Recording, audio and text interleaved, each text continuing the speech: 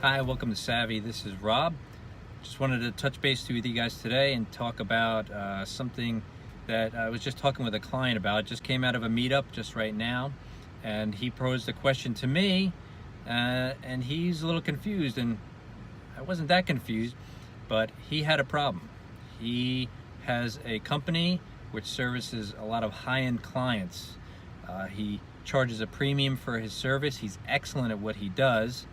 And the problem is these high-end clients, they could be all over. Now I'm in New York, so the tri-state area, he would have to go to Long Island and the Hamptons and New York City. And if you're not familiar with the area, the logistics of getting to some of these places for him is a nightmare and takes a lot of time and sometimes costs extra money.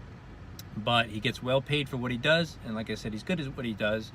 So he was talking with another business owner more local to where he lives, which he can do business there, but his clients just don't seem to be there. And this other business owner told him, hey, there's plenty of business around here. You can make a good living right here and you don't have to go far, which is true, except for the fact that my client here was saying that he wants to be able to not take high-end jobs. He wants to take more moderate jobs and have more of them because he felt like they were closer to home and it would be easier for him to get around. So what that did was it opened up a conversation about, well, what kind of clientele do you want to serve? I saw a video on Flux, it's a great channel, Flux and Ron Siegel, and he talked about three different types of clients. Three different types of customers.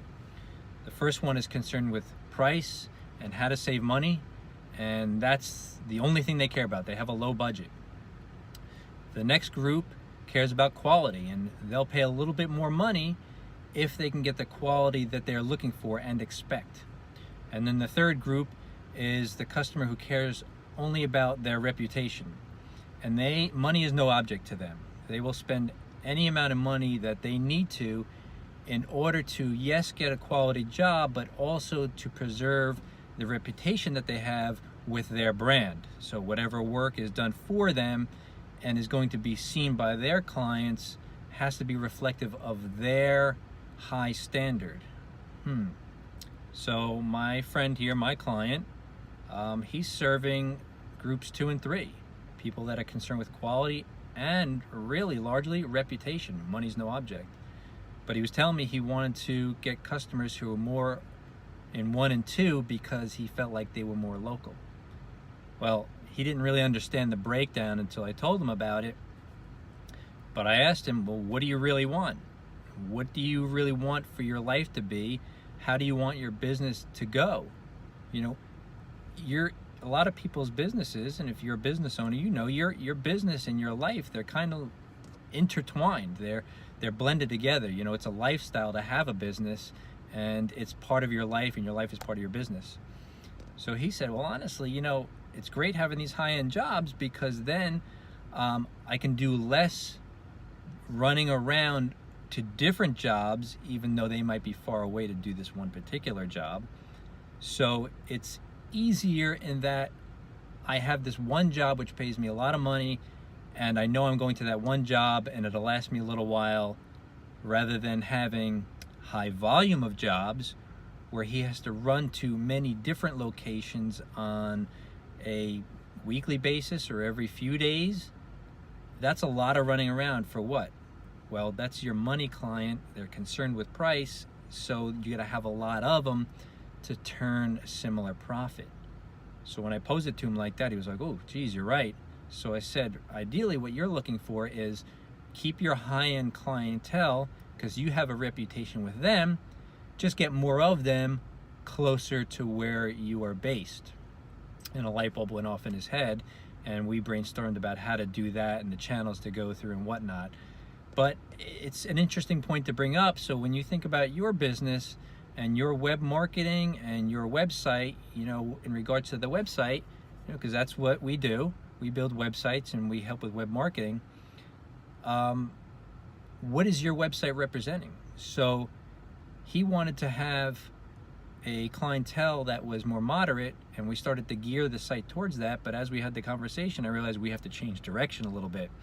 We need to appeal to the higher end. It's a completely different design. It's a different branding.